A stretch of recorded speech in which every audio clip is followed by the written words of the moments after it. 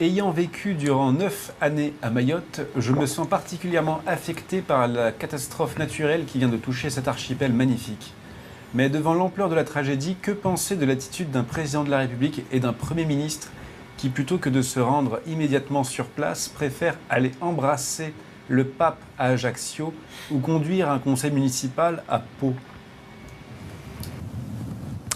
La réponse est dans la question. Voilà. La réponse est dans la question. C'est une tragédie pour Mayotte, qui est essentiellement... c'est un archipel, mais enfin c'est essentiellement une île et puis une autre île à côté. Mais c'est très joli, j'y suis allé aussi. C'est très petit, c'est quand même pas très grand. Bon, voilà, on parle de plusieurs dizaines de morts, peut-être même plusieurs centaines de morts. Le préfet avait l'air d'être très pessimiste. C'était le devoir du Premier ministre ou du Président de la République, voire des deux, de se rendre à Mayotte. Je suis tout à fait d'accord. Personnellement, je ne comprends ni le déplacement de M. Macron en Corse, ni le déplacement de M. Bayrou à Pau. Déjà parce que j'estime que M. Macron n'aurait pas dû aller accueillir le pape en Corse, puisque le pape François a fait un bras d'honneur à Macron.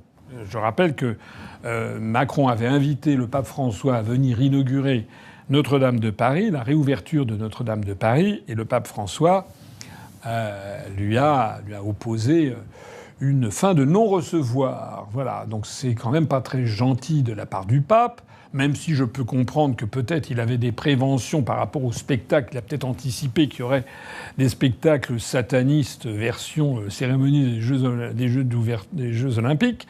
Mais enfin, c'est quand même, j'ai déjà eu l'occasion de le signaler, le pape François s'est rendu plusieurs fois en France depuis qu'il est pape.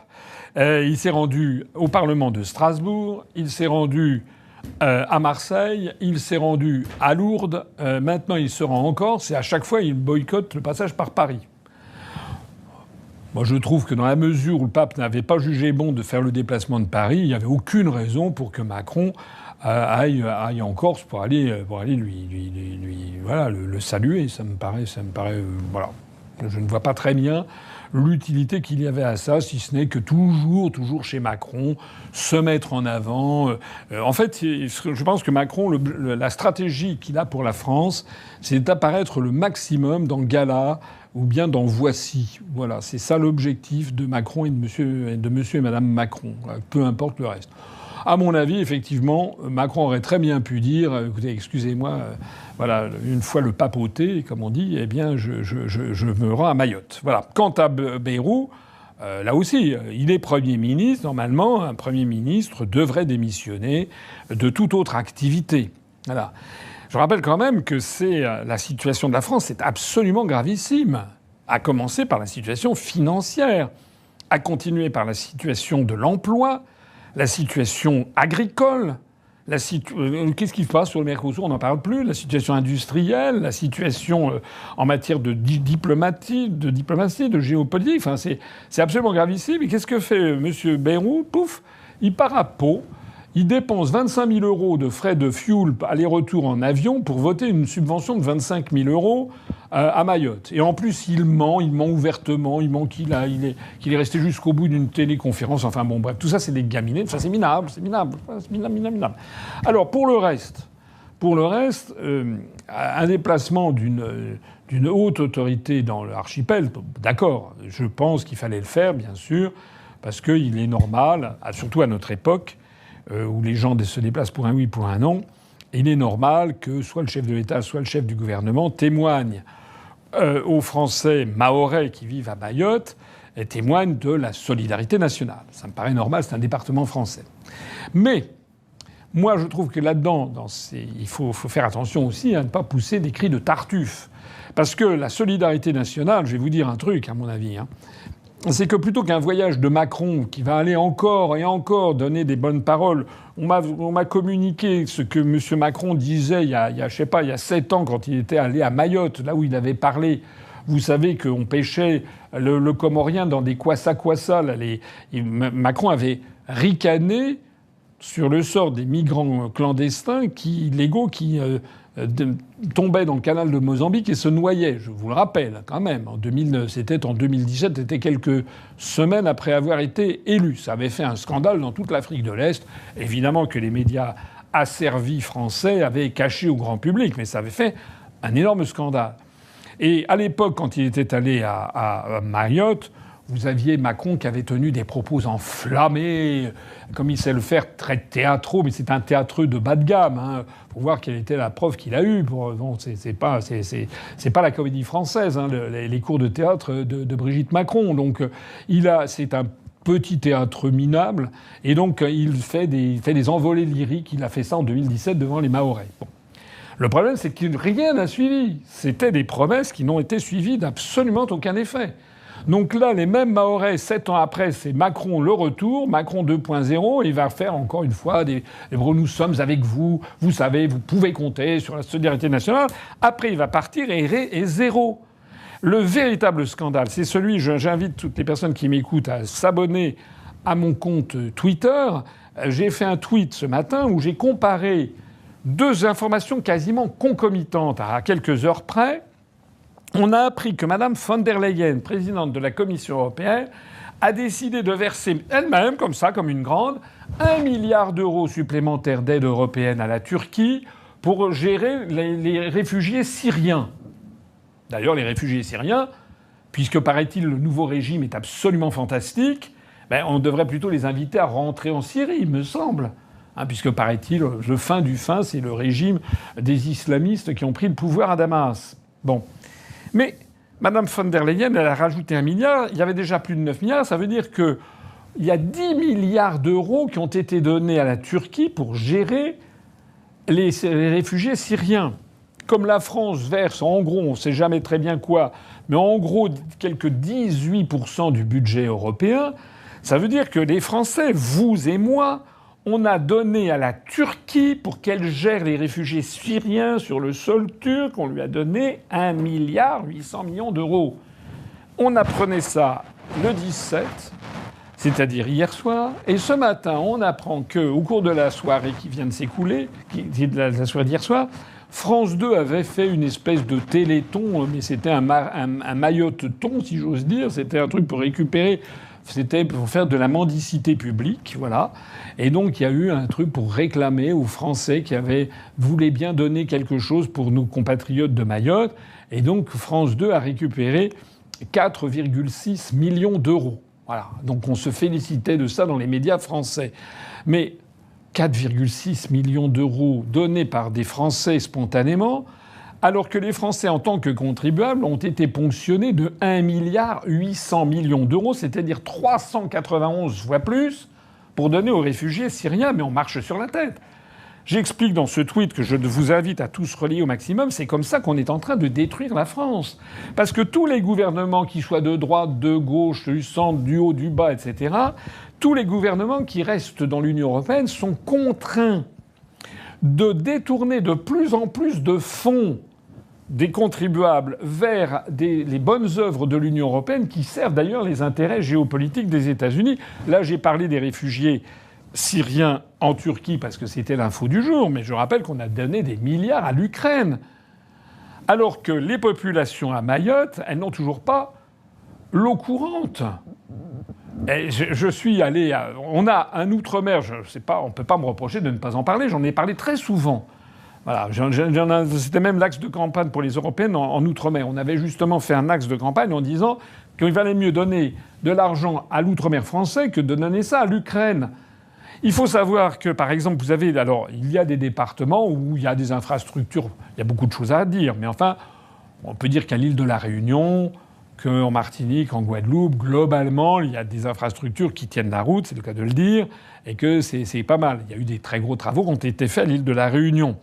Mais il y a des départements, en revanche, c'est tout particulièrement le cas de la Guyane, où je rappelle que le grand village de Maripasoula, qui est au bord de l'eau du Maroni, qui fait la frontière avec le Brésil, pour y aller, j'y suis allé moi-même, il faut prendre l'avion. Il n'y a même pas une route en latérite, même pas, rien. Voilà. Et je me parle, en plus de ça, en Guyane française, Il y a énormément d'immigration clandestine venant de Haïti via le Guyana et le Suriname. On a des quantités d'enfants qui sont là-bas. Il n'y a pas de moyens de scolarisation. Enfin, c'est honteux la situation en Guyane. D'ailleurs, Macron avait été en Guyane pour annoncer c'était formidable tout ce qu'on allait faire, puis en fait rien du tout. C'est la même chose à Mayotte. Moi, je suis allé à Mayotte. Il y a un véritable problème d'immigration clandestine. Ça, c'est tout à fait exact. Mais là où il y a eu M.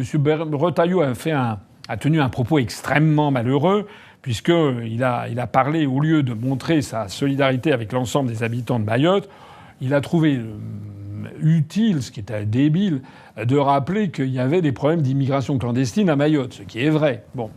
Mais c'était peut-être pas le moment de le dire.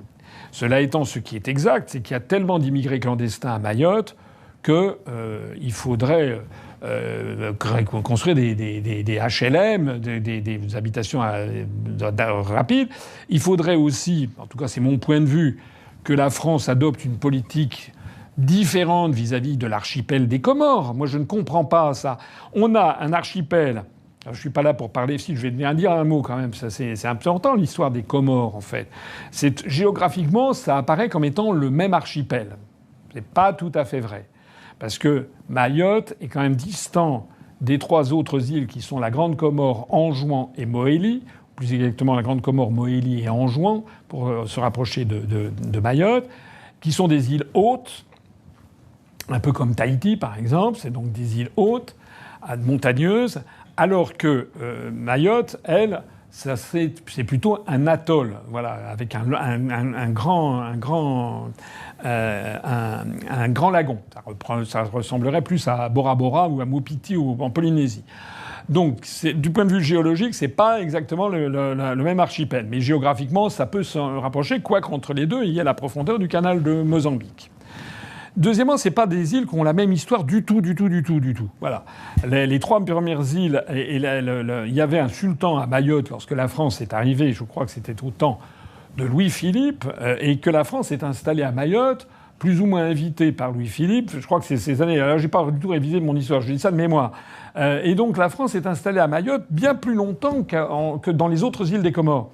Et donc, s'est installée à Mayotte. D'ailleurs, je crois que le sultan de Mayotte a fini sa vie gentiment à Diego Suarez, c'était l'ancien nom qui était donné, cette ville qui est au nord où il y avait une garnison française, au nord de Madagascar. Voilà. Et donc en fait, il avait fini par faire don de son pays à la France.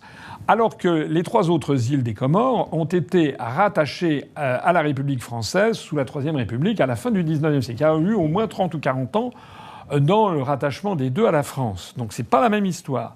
C'est pas non plus la même composition sociologique, ethnologique, si on peut dire, puisque je rappelle qu'en 1976, sous Giscard, lorsque Giscard a voulu donner l'indépendance aux Comores, il a fait un référendum comme il se doit. Alors ce référendum a posé un problème, puisque sur les 4 îles des Comores, les 3 premières îles, celles qui avaient été rattachées en dernier à la France, il y a eu un taux de oui à l'indépendance considérable, qui a été de l'ordre de 90, 92, 95, 97% de oui à l'indépendance. Dont acte. Mais, il y a un mais, c'est que à Mayotte, le résultat a été l'inverse. Pas tout à fait l'inverse, mais le non l'a emporté très sensiblement, avec, de mémoire, je dirais peut-être 65 ou 70% des voix. Et pourquoi le non l'a-t-il emporté à Mayotte ? Parce qu'à Mayotte s'est développé un phénomène qu'on n'a pas retrouvé dans les autres îles des Comores, qui sont les femmes mahoraises, une espèce de matriarcat local. Il faut connaître un peu la sociologie, l'ethnologie des pays dont on parle.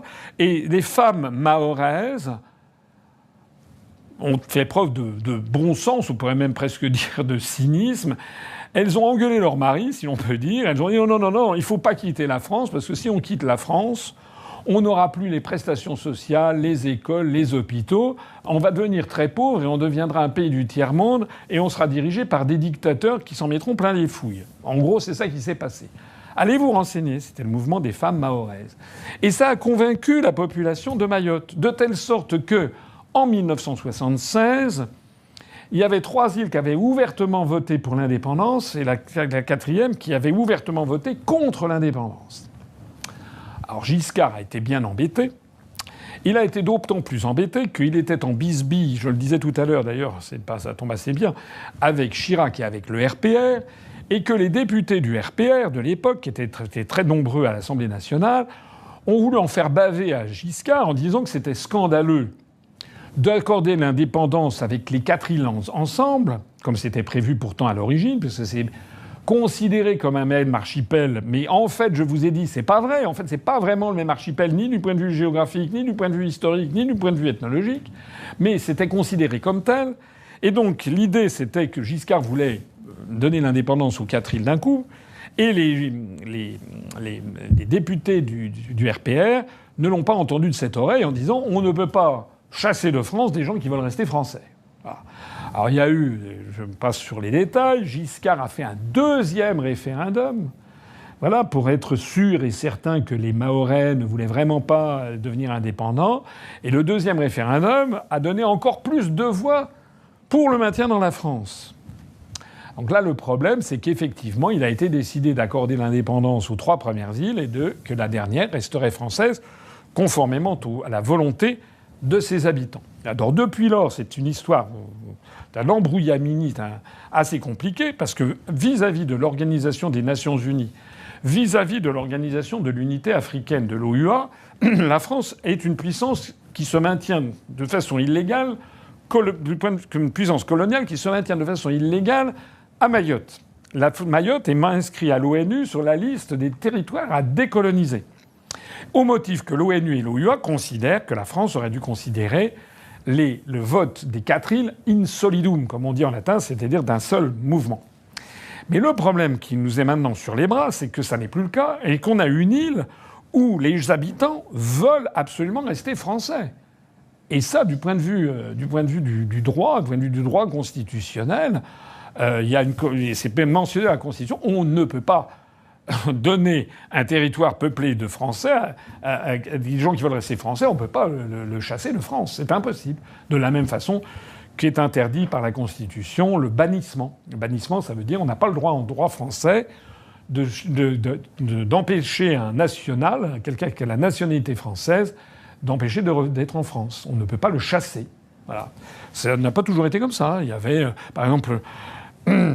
Il y avait une loi très particulière sous la Troisième République qui avait été prise, qui concernait la famille royale de France, les descendants de Louis-Philippe, donc le comte de Paris, etc., qui était la famille royale française, était bannie de France, n'avait pas le droit de séjourner en France. C'est pour ça d'ailleurs que le comte de Paris, dans les années 30, vivait au Maroc, séjournait au Maroc. Voilà. Après, il y a eu une levée, ce bannissement a été levé après la Seconde Guerre mondiale.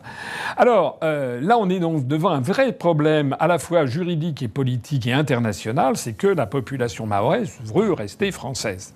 Alors, ajoutons à ça 2 autres éléments. C'est que Nicolas Sarkozy a rajouté une pièce dans le jukebox, c'est qu'il a proposé et il a fait acter le principe de la départementalisation. Auparavant, c'était un territoire d'outre-mer.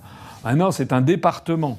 Alors, un département, c'est encore plus compliqué de lui donner l'indépendance. Certes, c'était le cas de l'Algérie française. Jusqu'en 1962, il y avait eu des départements qui avaient été créés, avec les préfectures de Oran, de Constantine, etc. Bon, le problème, c'est qu'en la guerre d'Algérie, il y avait une écrasante majorité de la population arabe qui ne voulait plus être français. L'écrasante majorité des pieds noirs, comme on les appelait, eux voulaient rester français, mais la majorité des non-pieds noirs, des autochtones, eux ne voulaient pas rester français. Donc, bon, on ne peut pas parler de la guerre d'Algérie ici. Mais à Mayotte, la grande majorité, l'écrasante majorité, pratiquement tout le monde veut rester français, d'autant plus que tout ce qui s'est passé, et c'est le 2e point, depuis l'indépendance en 1976, a confirmé ô combien les intuitions des femmes mahoraises. Puisque, effectivement, l'archipel des Comores a connu une dégradation, une dégringolade dans tous les points de vue, en matière économique, en matière de niveau de vie, etc. Prise des coups d'État, il y a eu c'est devenu une dictature équatoriale, banale, avec des gens qui, en fait, sont devenus miséreux. Voilà, il y a même pas. Il y a eu jadis, il y avait un un hôtel international qui s'appelait le Galawa sur la ligne de la Grande Comore, qui est tombé en désuétude, enfin, etc., etc. Bon. Alors, le résultat, c'est justement ces migrants. Ce sont les habitants, notamment, qui passent par l'île de Anjouan, qui est la plus proche, et qui arrivent à un flux quotidien pour se réfugier à Mayotte. Parce que j'ai vu des discours là, sur Internet qui disent qu'il faut que la France quitte, c'est une puissance coloniale ici et ça, mais les gens, ils font quand même ils passent quand même un peu vite sur la réalité de la situation. La réalité de la situation, c'est que les Mahorais veulent rester français. La réalité de la situation, c'est que les Comoriens, il y en a de plus en plus qui veulent venir à Mayotte. C'est ça le problème. Donc c'est d'ailleurs la raison pour laquelle l'OUA et l'ONU sont quand même assez discrètes sur ce sujet, qui en fait défie un petit peu tous les archétypes, voilà, tous les patterns, comme diraient les anglo-saxons, tous les archétypes que l'on peut avoir des idées, la puissance coloniale, ici et ça. Moi, personnellement, je suis allé à Mayotte, j'avais dit, ça fait des années que je le dis, c'est un chaudron qui finira par exploser à la tête de la France, parce que c'est une île qui, normalement, doit avoir, je crois, 200-250 000 habitants. On ne doit pas être loin des 600 000 habitants, donc ça devient surpeuplé. Et évidemment, avec des gens qui sont dans plein dénuement, qui arrivent quotidiennement, et avec, évidemment, le phénomène des bidonvilles. Voilà. Et le cyclone qui est passé, évidemment, a fait voler en éclats. C'est un spectacle digne, je ne sais pas, de l'apocalypse. Hein.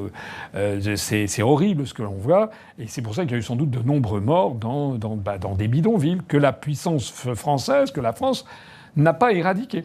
Alors, moi, personnellement, je l'avais dit, je le répète, parce qu'on m'avait déjà posé cette question il y a plusieurs années, je crois. Moi, ce que je ferais si j'étais président de la République, la première chose, c'est qu'au lieu de donner des milliards à l'Ukraine, ou à la Turquie, la première chose, c'est que je réserverais d'abord l'argent des Français pour les Français. Bon, ça me paraît surtout quand il y a de tels besoins criants. On a des besoins criants dans l'école, dans les hôpitaux, dans les infrastructures routières. Le réseau français routier est en pleine dégringolade. On a des besoins criants dans les Outre-mer, et en particulier, notamment en Guyane et à Mayotte. Voilà, là on a des besoins criants. Là, les gens n'ont pas à Mayotte, les gens n'ont pas l'adduction d'eau, n'ont pas l'eau courante. Il n'y a pas non plus le tout à l'égout, du moins pas partout, etc., etc. Donc il n'y a pas assez d'écoles. Ça, c'est la première chose que je ferais. La deuxième chose que je ferais, c'est que je ferais tout pour arrêter le flux de migrants nouveaux. Parce que sinon, c'est le tonneau des Danaïdes. Bon. Donc il faudra bien que la France y arrive, que la France arrête déjà d'accorder la nationalité française immédiate à tout bébé qui naît sur le sol de Mayotte. Parce que c'est un des motifs pour lesquels des gens venant des autres Comores viennent pour que les femmes accouchent. À partir de ce moment-là, l'enfant étant né à Mayotte est réputé français, les parents sont inexpulsables. Donc c'est un phénomène, ça prend des proportions considérables. Voilà. C'est ça que Retailleau a dit, mais c'était pas le moment de le dire. Bon. Mais c'est à ça sans doute qu'il faisait allusion. Donc déjà, il faut revoir l'application du droit du sol. C'est vrai d'ailleurs à Mayotte, comme d'ailleurs c'est vrai en Guyane, comme d'ailleurs c'est peut-être vrai aussi en métropole. Mais ça, c'est un sujet qui a été diabolisé, absolument tabou, mais qui de toute façon se posera d'une façon ou d'une autre. Voilà. Et là-dedans, la seule entité qui puisse trancher de ce sujet, c'est pas Macron, c'est pas Bayrou, c'est pas Pierre-Paul Jacques, c'est pas tel ou tel parti ou telle conscience morale comme ça qui se... Non, c'est le peuple français.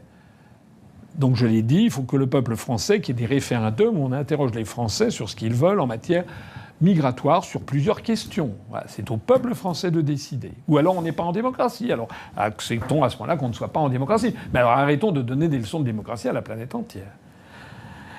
Il y a un troisième point que je ferai, c'est que je ne comprends pas que c'est facile de dire qu'on va empêcher l'immigration. Mais en pratique, c'est très difficile parce que les gens, ils fuient la misère. Donc, ce que devrait faire la France, ce que j'aurais fait, c'est depuis belle lurette, j'aurais pris contact avec le président des Comores, de la République des Comores, et j'aurais bâti avec lui un traité international, un accord, où ce sont les Comores elles-mêmes qui empêcheraient le flux migratoire vers Mayotte, mais en échange de quoi la France donnerait de l'aide au développement de façon considérable aux Comores. Ça serait justifié du point de vue historique, puisque c'était des colonies françaises. Donc, l'ancien colonisateur a une responsabilité historique. Deuxièmement, ça serait justifié du point de vue pragmatique. C'est que tant que les Comores seront dans un état de dénuement économique et social, il y aura ces flux migratoires. Il faut donc mettre le paquet vers la République des Comores. Or, c'est un tout petit État, c'est 3 îles. Je ne sais plus combien il y a d'habitants, mais ça se chiffre à quelques centaines de milliers d'habitants. Donc moi, qu'est-ce que je ferais? J'aurais mis de l'argent pour créer des dispensaires, un hôpital, au moins un grand hôpital dans chacune des îles, un système scolaire, peut-être une fac, une université, et puis un réseau routier, de tout à l'égout, enfin le bien-être qu'on attend au XXIe siècle. Et puis j'aurais développé aussi il y a les grandes ressources que devraient avoir les Comores, c'est la culture de l'ylang-ylang, qui est une plante à parfum, qui peut rapporter beaucoup d'argent, comme on trouve un peu à Mayotte, mais ça, c'est le problème à Mayotte, c'est que c'est le coût de la vie, les salaires à la française, de la vanille, on peut faire comme à Madagascar, et puis aussi on peut faire quand même quelques hôtels. C'est un petit pays. Il y avait, je l'ai dit tout à l'heure, un hôtel qui s'appelait le Galawa Beach, devant lequel s'était écrasé d'ailleurs il y a, je sais pas, une vingtaine d'années, un avion détourné, je crois, de Ethiopian Airlines, il me semble me rappeler. Il y avait eu un seul survivant.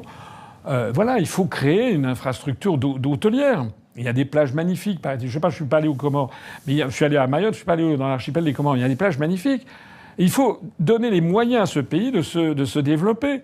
Et quand je vois qu'on donne des milliards à l'Ukraine, mais on aurait donné quelques dizaines de millions d'euros à la République des Comores depuis plusieurs années, au total, on aurait mis, mettons, sur 7 ans, on aurait donné peut-être, je ne sais pas moi, 1 milliard sur 7 ans, c'est considérable. On aurait changé complètement la vie des Mahorais, qui d'ailleurs pour beaucoup parlent le français, ce sont des gens qui étaient français, c'était des anciens compatriotes.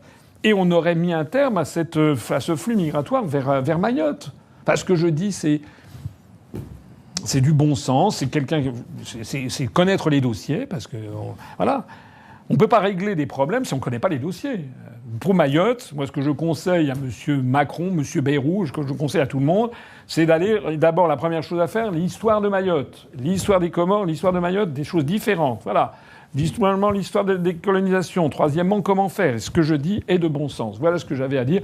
Donc je salue ce monsieur, cet internaute qui a passé plusieurs années. Je comprends qu'il soit effectivement très ému parce que c'est vraiment très émouvant. Et moi, voilà ce que j'ai à dire. C'est que moi, aller faire les minutes de silence à l'Assemblée nationale pour les Mahorais, c'est presque indécent. Hein. Monsieur Macron qui va aller ramener sa fraise 7 ans après pour redire la même chose, faire de nouveau des promesses qui de nouveau seront pas tenues, alors qu'on sait qu'au même moment, il donne le feu vert pour qu'on envoie des centaines de millions d'euros à l'Ukraine, quand c'est pas des milliards, ou des centaines de millions d'euros quand c'est pas des milliards à la Turquie.